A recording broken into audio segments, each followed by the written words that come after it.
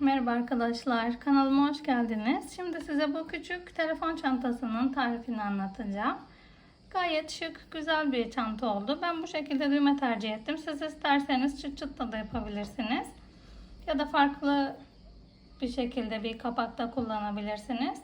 Askı olarak deri bir askı tercih ettim. Siz kendiniz örebilirsiniz ya da farklı bir askı, istediğiniz askıyı kullanabilirsiniz. Kağıt iple ördüm ben. Makrome iple de olur ya da istediğiniz bütün iplerle olur. 45 gram ipim gitti. Ve ölçülerini videonun sonunda verdim. Enini, uzunluğunu. Şimdi çantamızı yapmaya başlayalım. Eğer kanalıma abone değilseniz lütfen abone olun arkadaşlar. Beğeni, yorum yapmayı unutmayın. Bu güzel çantaların devam etmesini istiyorsanız. Evet, hep beraber örmeye başlayalım. Evet, çantamızı örmeye başlayalım. 3.50 milim çantamız. Yine 3'ümüz silindiği için görünmüyor. Yani burada 3 yazıyor. 3.50 milim. Evet. Şimdi şu şekilde yine bir halkamızı oluşturalım ve zincirlerimizi çekmeye başlayalım. Bu şekilde sabitliyoruz ipimizi ve sıkıştırıyoruz. Ve zincirlerimizi çekiyoruz. 1, 2, 3, 4, 5, 6, 7. Bu şekilde telefonumuzun eni ne kadarsa, uzunluğu ne kadar olmasını istiyorsanız eninin o kadar zincir çekeceğiz. Şimdi ben zincirlerimi çekip geleyim ve size kaç tane zincir çektiğimi söyleyeceğim. Evet, 15 tane zincirimizi çektik. Telefonunuzun enini ölçün. Ne kadarsa o kadar çekin zincirini. Ya da telefon çantası değil, daha büyük bir çanta örecekseniz o kadar arttırın zincir sayısını. Şimdi sayayım ben bu şekilde. 1, 2, 3, 4, 5, 6, 7, 8, 9, 10, 11, 12, 13, 14, 15. Evet, 15 tane zincirimizi çektik. Ve şimdi 2 tane de dönüş için zincir çekiyoruz. 17 tane zincirimiz oldu toplamda. Tığımıza dolayalım. Ve bu en son çektiğimizle bir altındaki zinciri atlayalım ve 3. zincirimize bu şekilde batarak tekli trabzan yapacağız. Bu şekilde batıyoruz. Hepsini bir seferde çıkarıyoruz tığımızdan. Tekrar doluyoruz ve önümüzdeki zincire tekrar batıp bir ilmek daha çıkaralım. Ve üçünü beraber tekrar örelim. Evet, bu şekilde zincirlerimizin sonuna kadar birer tane tekli trabzanımızı yapacağız. Bu şekilde bir seferde çıkarıyoruz hepsini. Her zincire bir tane. Evet, bu şekilde zincirlerimizin sonuna kadar örelim. Buraya kadar tekli trabzanlarımızı örelim ve burada görüşelim. Evet, baştaki zincire kadar bu şekilde tekli trabzanlarımızı yaptık.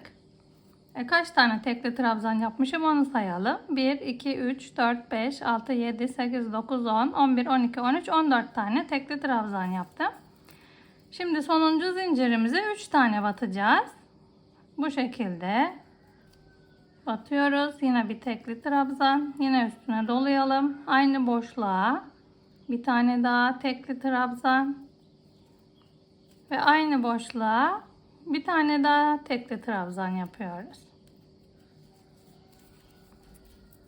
Şimdi karşılıklı bütün zincirlerimizin kenarına denk gelen yerden devam edeceğiz trabzanlarımızı yapmaya. 1, 2, 3 tane yaptık bu köşede ve bundan devam ediyoruz. Bu şekilde yine tekli trabzanlarımızı yapıyoruz. Her zincire bir tane tekli trabzanımızı yapalım.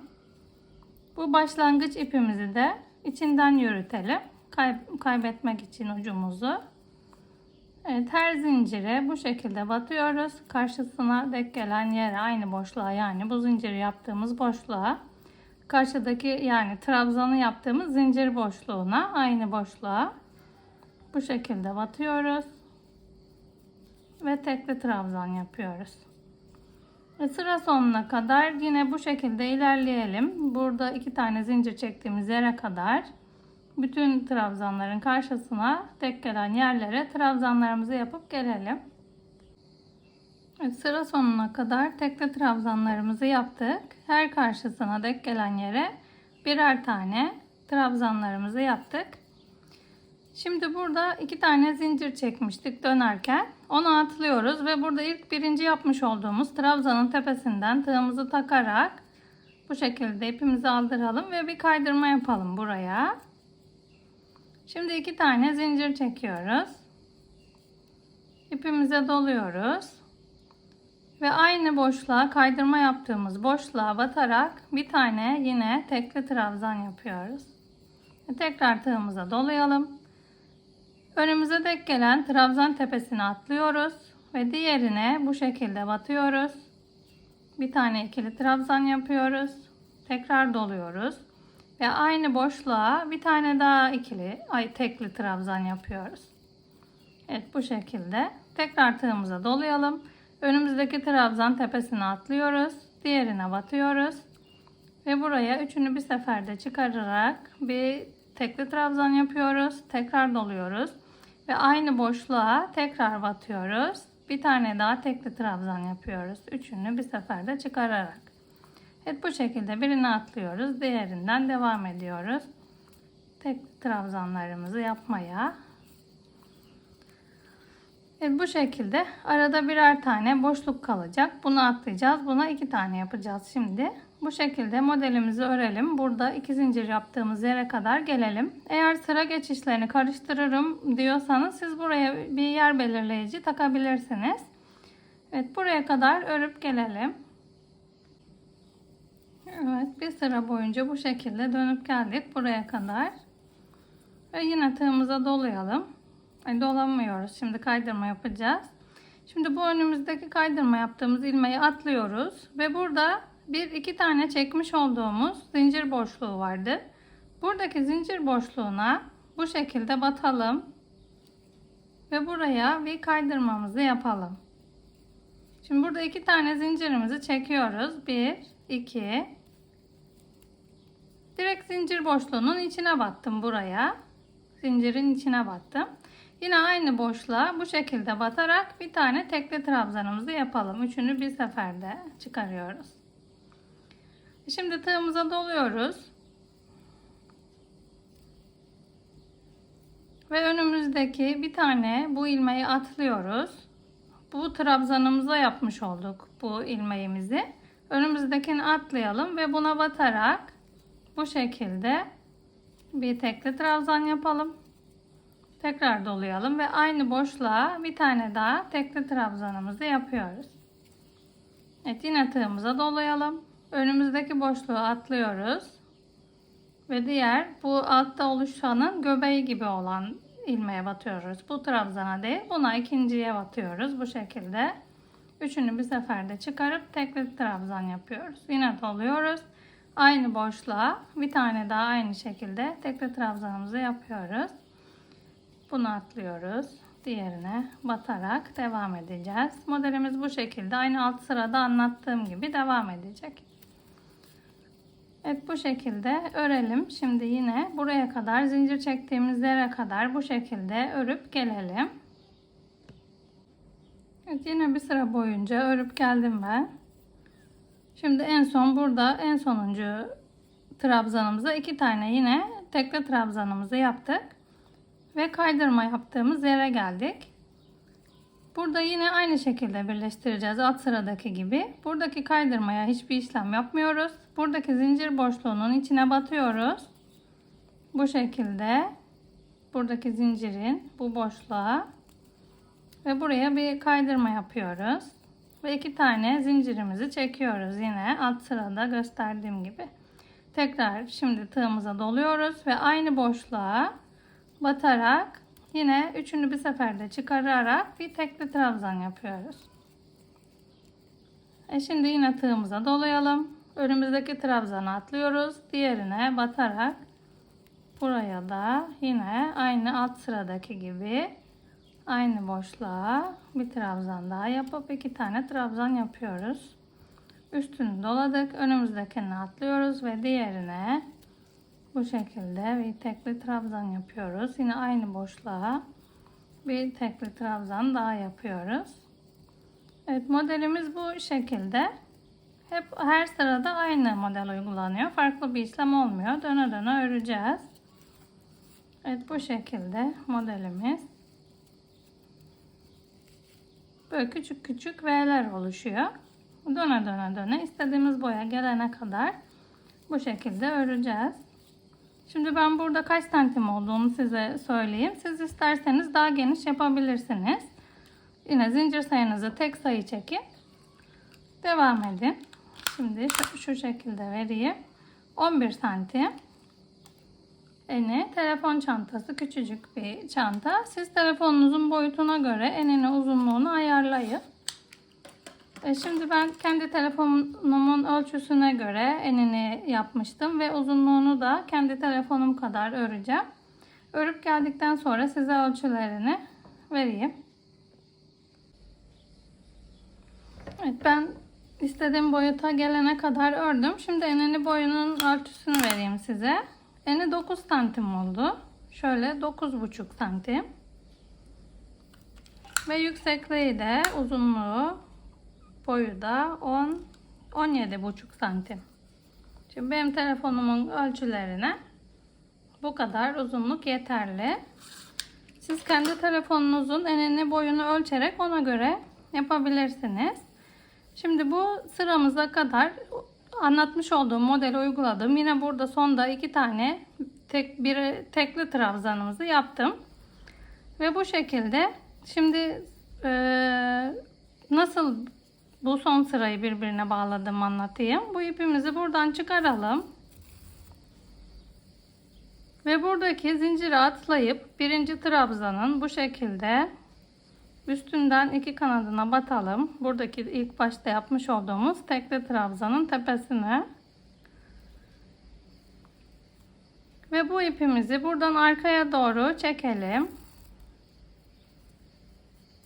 Bu zincirimiz arada kalsın böyle. Şimdi şu şekilde çantamızın iç kısmından şimdi ilmeğimizi çıkarmış olduğumuz tekli trabzanın içinden bu alttaki ilmekle beraber tığımızı geçiriyoruz. Ve buradan ipimizi takıp içe doğru çekiyoruz ipimizi. Ve bu şekilde burada da bir tane ilmek oluşturmuş oluyoruz.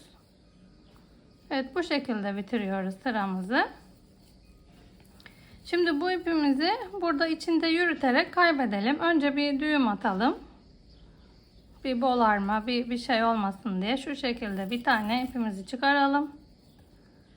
Ve bu ipimizi şimdi burada içinde yürüterek kaybedeceğiz, aralardan geçirerek. Evet, telefonumuzun çantası bu şekildeydi örülüşü. Şimdi bir kapak öreceğim ben. Kapağın örülüşünü size anlatacağım. Evet, çantamızı bu şekilde örüp gelelim. Evet, şimdi kapağımızı örmeye başlayalım. Çantamızın kapağını.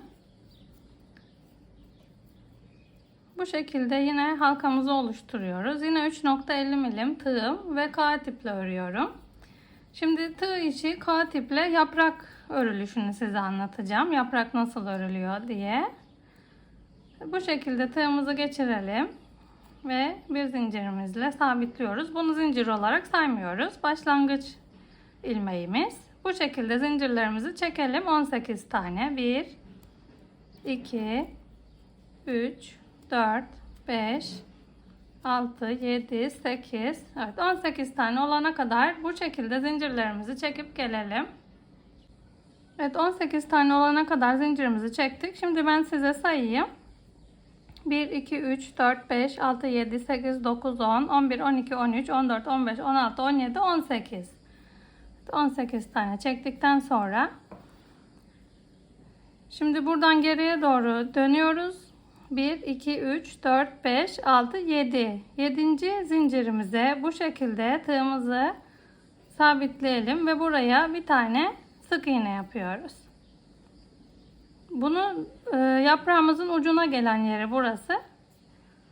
Eğer siz düğmeye geçirmeyecekseniz, bunu ilik olarak kullanmayacaksanız bir zincir bırakıp da dönersiniz. Sadece yaprak yapmak için.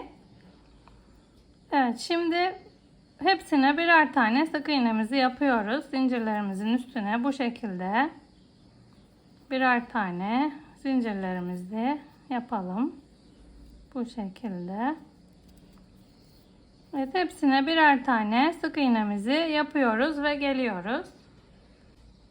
Evet, zincirlerimizin sonuna kadar birer tane sık iğnemizi yaptık. Yine bu sık iğnelerimizi de sayalım. 1, 2, 3, 4, 5, 6, 7, 8, 9, 10, 11, 12.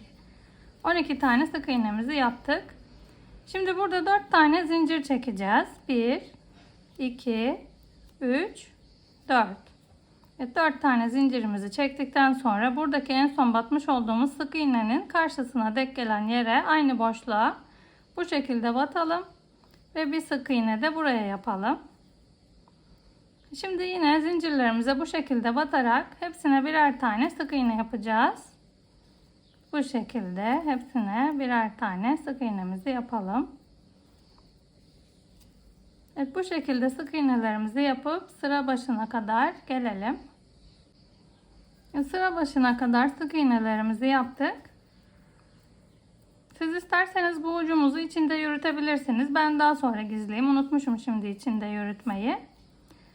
Şimdi burada ilk başta yapmış olduğumuz zincirimizin üstüne bir tane sık iğne vardı. Bu karşıda. Bunun karşısına denk gelen buradaki sık iğne boşluğuna, zincir boşluğuna batmıyorum. Yapmayacağım burada sık iğnemizi. Ve bir tane zincir çekip döndüreceğim modelimizi. Ve bu zincirimizi çektiğimizin hemen dibindekine batarak, ama bu şekilde batmayacağız sık iğnemize. Sadece bu tek kanadından tutturacağız. Dışta kalan bir tane sık iğne yapıyoruz. Evet, diğerine de aynı şekilde bu şekilde arka kanatlarının sadece birisine batarak sık iğnelerimizi bu şekilde yapacağız. Evet, bu şekilde sık iğnemizi yapalım. Ben bu ucumu da kaybedeyim. Burada elime dolaşmasın. Bu sıranın sonuna kadar örüp gelelim buraya kadar. Aynı bu arkadaki ilmeklerine batarak hepsine birer tane sık iğnemizi yapıp gelelim. Evet, buradaki sonuncu sık iğnemize kadar sık iğnelerimize birer tane yaptım ve geldim. Şimdi burada 4 tane çekmiş olduğumuz zincir boşluğuna 2 tane sık iğne yapacağız. 1, yine aynı boşluğa bir tane daha, 2 tane sık iğnemizi yaptık. Burada yine 4 tane zincir çekiyoruz. 1, 2, 3, 4. Evet, 4 tane zincirimizi çektikten sonra yine buradaki zincir boşluğumuza bu şekilde batırıyoruz. Bir sık iğne ve aynı boşluğa bir kez daha batıyoruz. Bir sık iğnemizi daha yapıyoruz burada. Şimdi sık iğnelerimizin tepesine yine bu arka kanatlarından batarak, bu şekilde batmayacağız. Bu şekilde batarak birer tane sık iğnelerimizi yapıyoruz. Aynı diğer karşıda yaptığımız gibi. Bu şekilde hepsine birer tane sık iğnemizi yapacağız. Sıranın sonuna kadar. Bu şekilde sık iğnelerimizi yapalım. Burada kaç tane sık iğneden önce bitirdiğimi anlatacağım. Yapıp gelelim. Evet, burada 2 tane sık iğnemiz kalana kadar örüp geldim. Bu şekilde göründü. Bu sonda 1-2 tane kaldı. Şimdi yine bir tane zincir çekiyoruz ve modelimizi çeviriyoruz, yaprağımızı. Ve burada yine zincir çektiğimiz aynı önümüze ilk gelen sık iğnenin arka kanadından batarak bu şekilde sık iğnelerimizi yapacağız. Yine bu sırada da aynı şey. Bu şekilde birer tane sık iğnemizi yapalım. Hepsini arka kanadından batıyoruz. Evet, bu şekilde batarak yine bu en sonuncu sık iğnesine kadar gelelim. Orada görüşelim. Evet, yine sonuncu sık iğnemize kadar hepsine birer tane arka kanadından batarak sık iğnelerimi yaptım. Zincir boşluğuna kadar geldik. Şimdi burada yine buradaki boşluğa batarak bir tane sık iğne yapıyoruz. Tekrar aynı boşluğa batarak bir sık iğne daha yapıyoruz. Ve 4 tane zincirimizi çekiyoruz. 1, 2, 3, 4. Evet, 4 tane zincirimizi çektik ve yine aynı buradaki zincir boşluğuna 1, 2 tane yine sık iğnemizi yaptık. Ve yine karşıda olduğu gibi bu zincir sık iğnelerimizin arka kanadından batarak bu şekilde sık iğnelerimizi hepsine birer tane yapacağız. Kenara kadar. Evet, buraya kadar yapıp gelelim. Evet, kenara kadar ördük. Şimdi burada önümüze şu şekilde tuttuğumuz zaman 1, 2, 3 tane ilmeğimiz kaldı. Şimdi bir tane zincirimizi çekiyoruz ve modelimizi çeviriyoruz. Ve bu dibindeki sık iğneden batarak yine aynı modelimizi uygulamaya devam ediyoruz. Hepsinin arka kanadından batalım. Bu şekilde. Tepeye kadar öreceğiz yine. Burada da aynı alt sırada gösterdiğim gibi yine bunun içine 2 tane sık iğnemizi yapacağız. 4 tane zincirimizi çekiyoruz. Tekrar aynı zincir boşluğuna 2 tane daha sık iğne yaptıktan sonra burada sık iğnelerimizin arka kanadına batarak yine burada 1, 2, 3 tanesini atlayarak şuna batacağız en son. Bu 3 taneyi atlayıp tekrar döneceğiz burada. Bu şekilde yaprağımızın genişliği ne kadar olsun istiyorsak o kadar öreceğiz. Şimdi hepsini anlatmayayım. Zaman kaybı olmasın sizin için de. Evet, şimdi ben bu 3. sıramız. 1, 2, 3. sıramız, 4. sıramızmış. Pardon, şöyle sayalım. 1, 2, 3, 4. sık iğne sıramız. 1, 2, 3, 4, 5, 6. Şimdi ben bunu 6 sıra olana kadar örmeyi düşünüyorum. Ördükten sonra bakacağım ne kadar olduğuna. 1, 2, 3, 4. 2 sıra daha örüp geleceğim yani bu şekilde. Evet, örüp geldiğimde sıra sayısını size söyleyeyim. Hep beraber örelim. Evet, şimdi ben istediğim boya gelene kadar ördüm. Sonuncu sırayı yaparken çantamızda ekleyeceğim için şimdi size çantamıza nasıl eklediğimizi anlatacağım. Ama siz yaprağı böyle sade kullanmak istiyorsanız kendiniz eklemeden yani farklı bir şekilde bir yere dekor süslemek amaçlı kullanmak istiyorsanız burada zincir çekip yine bildiğimiz gibi buraya kadar örüp burada ipinizi kesip koparabilirsiniz. Ama ben çantaya şimdi bunu monteleyeceğim için sonuncu sırada zincirimi çekerken çantamıza ekliyorum. Bu şekilde yine sık iğnelerimizi yaptık. Tabi burası modelimizin tersi. Evet, çantamızı şimdi monteleyelim. Şu şekilde tutuyoruz çantamızı. Modelimizin ön yüzü bu üstte kalsın diye bu şekilde koyacağız buraya. Ve bir zincirimizi çekelim. Ve burada kenardan bir ikinci modelimizin 1, 2, 3. sık iğnesinden şu şekilde tığımızı takalım şu aradan, ikisinin arasından sık iğneden. Ve modelimizin de ön yüzü yukarıda, unutmayalım. Bu şekilde buraya sık iğne ile sabitleyelim.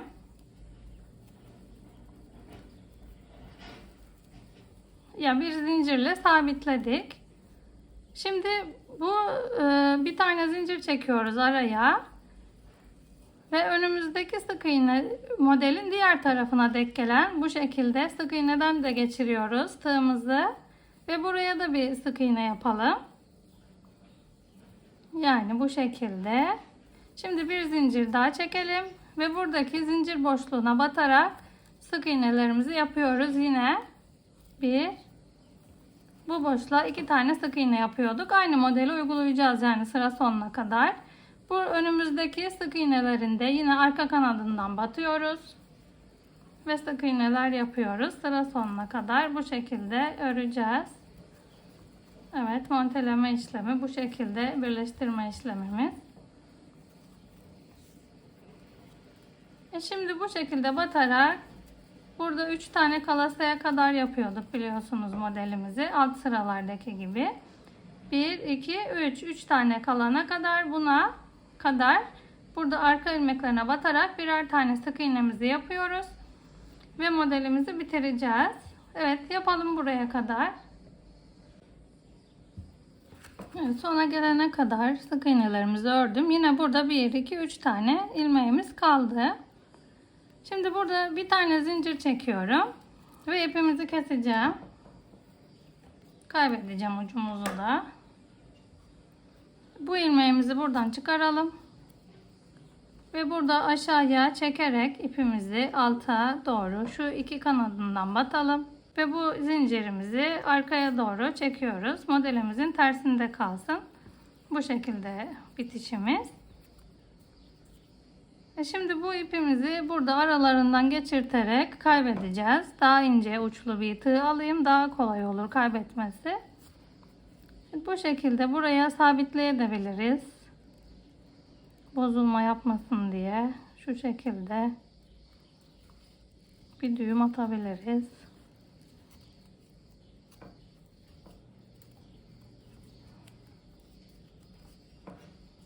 Evet, şimdi bu ucumuzu burada içinden yürüterek kaybediyoruz. Evet, bu şekilde yaprağımız bitti.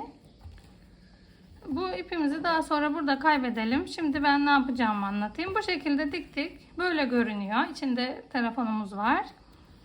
Evet, ekleme yerimiz bu şekilde oldu. Şimdi bu yaprağımızı bu şekilde öne çekeceğim. Bu ucumuzu da tabii daha sonra kaybedeceğiz. Evet, bu şekilde öne çekip buraya bir düğme ile sabitleyeceğim. Şu şekilde bir düğme dikeceğim ve buraya sabitleyeceğim. Şimdi ben bu düğmemizi dikeyim, uçlarımızı temizleyeyim. Deri bir askı takmayı düşünüyorum. Evet, askımızı da geçireyim ve çantanın bitmiş haliyle görüşelim. Evet, çantamızın yapımı bitti. Bu şekilde düğmemizi de diktim. Ve ben bu şekilde deri bir askı kullandım. Siz isterseniz kendiniz örebilirsiniz. Şimdi şu şekilde göstereyim nasıl oldu. Bittikten sonra da bu şekilde duruyor yaprağımız. Şöyle tersini de göstereyim. Daha yakından şu şekilde.